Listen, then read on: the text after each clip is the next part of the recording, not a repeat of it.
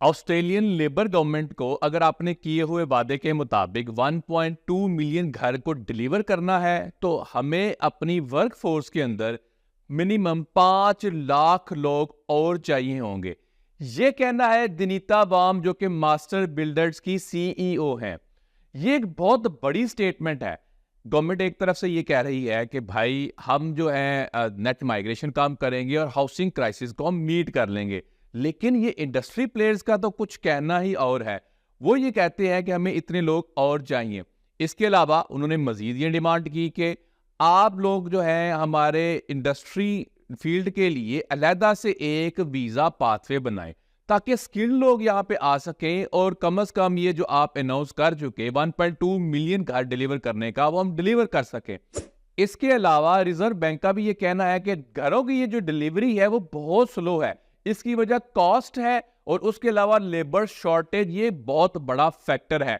ये master builders का यही कहना है कि भाई आप हमें सपोर्ट करने की कोशिश करें, यूके कनाडा तर्ज के कुछ वीज़ाज आप मुतारफ करवाएं और इसको इंट्रोड्यूस करवाने से ये होगा कि हमारा जो हाउसिंग क्राइसिस है उसको हम कम से कम काबू पा सकेंगे या घरों को हम डिलीवर कर सकेंगे।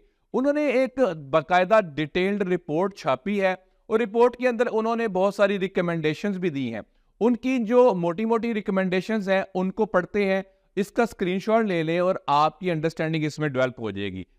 Develop and implement a construction industry specific visa pathway that make it quick, easy and cost effective for migrants with the trade skills Australia needs to get here and get out on the tools working in a role for which they are appropriately qualified.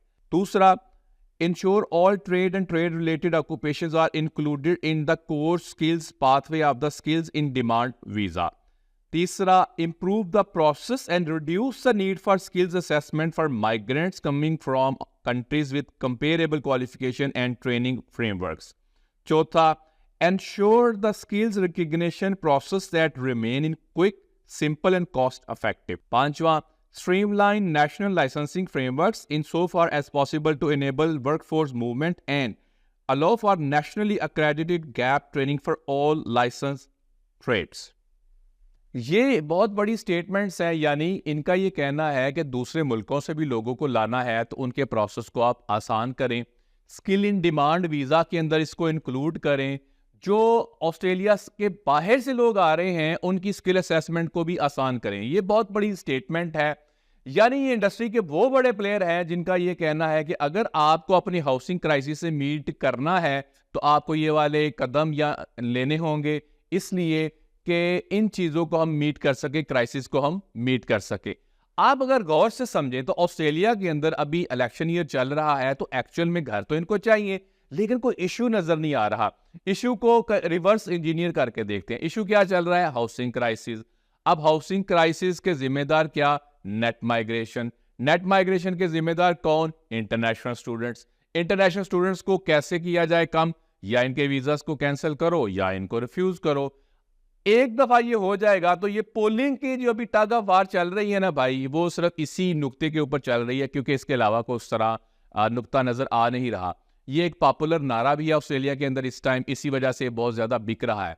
जैसे election announce होंगे, election हो जाएंगे तो आपको बहुत वाज़िया सूरत हाल नजर आनी शुरू हो जाएगी। Follow for more. Thank you.